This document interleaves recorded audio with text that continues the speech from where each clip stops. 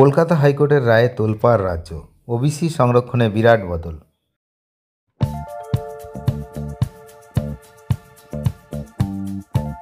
এই ভিডিওতে আমরা ওবিসি সংরক্ষণের সবচেয়ে লেটেস্ট আপডেটটা জেনে নেব।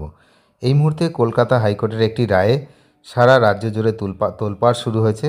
ওবিসি সংরক্ষণে বিরাট বদল আনা হয়েছে এই ভিডিওতে, সেই বিষয়ে আমরা একটু জানব। কলকাতা হাইকোর্টের সাম্প্রতিক একটি রায়ে পশ্চিমবঙ্গের ওবিসি সংরক্ষণ নীতিতে এক বিরাট পরিবর্তন এসেছে।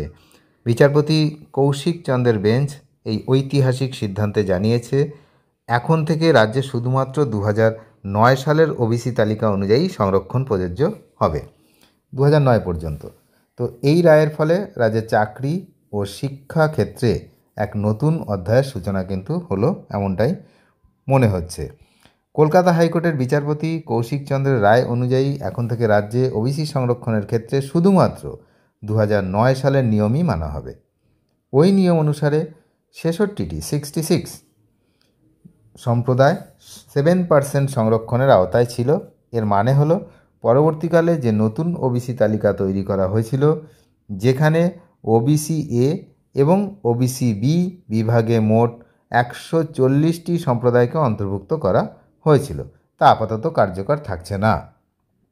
এই রায় রাজ্যের সমস্ত সরকারি চাকরি এবং শিক্ষা প্রতিষ্ঠানে ভর্তির ক্ষেত্রে প্রযোজ্য হবে। তাহলে এবার কিন্তু জয়েন্টের রেজাল্টও বেরোতে পারে। এই রায়ের ফলে সবচেয়ে বড় এবং তাৎক্ষণিক প্রভাব পড়ছে জয়েন্ট এন্ট্রান্সের পরীক্ষার ফলাফলের উপর।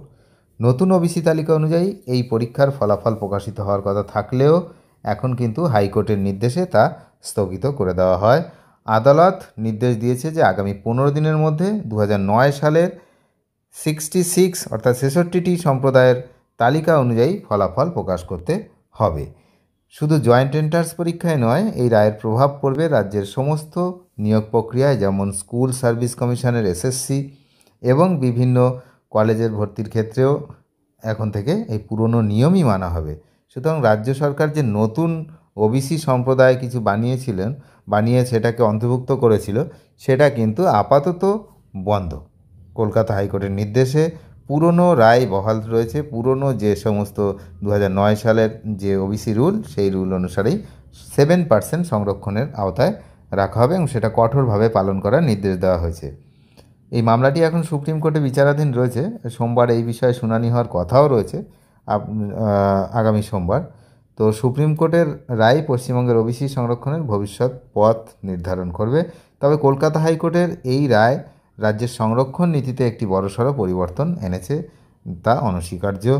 আর আপনারা জানেন যে কলকাতা হাইকোর্টের যেহেতু রায় হয়ে গেছে, সুপ্রিম কোর্টের সেই রায়ের খুব একটা পরিবর্তন করবে বলে মনে হচ্ছে না। তবে সেটা হচ্ছে সবই কিন্তু সময় বলবে যে কি হয়, কারণ সোমবার শুনানি রয়েছে। তো চাকরি প্রার্থী, ছাত্রছাত্রী প্রত্যেকের জন্য এখন এই নিয়মই মানতে হবে যে 2009 সালের ওবিসি নিয়ম অনুসারে 2010 সালের আগে যারা ওবিসি অন্তর্ভুক্ত ছিলেন ওবিসি তালিকায়, তারাই হচ্ছে এই তালিকাভুক্ত থাকবেন। অনেক ধন্যবাদ শেষ পর্যন্ত দেখার জন্য। চ্যানেলে নতুন হলে অবশ্যই চ্যানেলটিকে সাবস্ক্রাইব করে সঙ্গে থাকবেন আর সুপ্রিম কোর্টের দিকে নজর রাখবেন। আমরাও নজর রাখছি আগামী সোমবারের দিকে। ধন্যবাদ।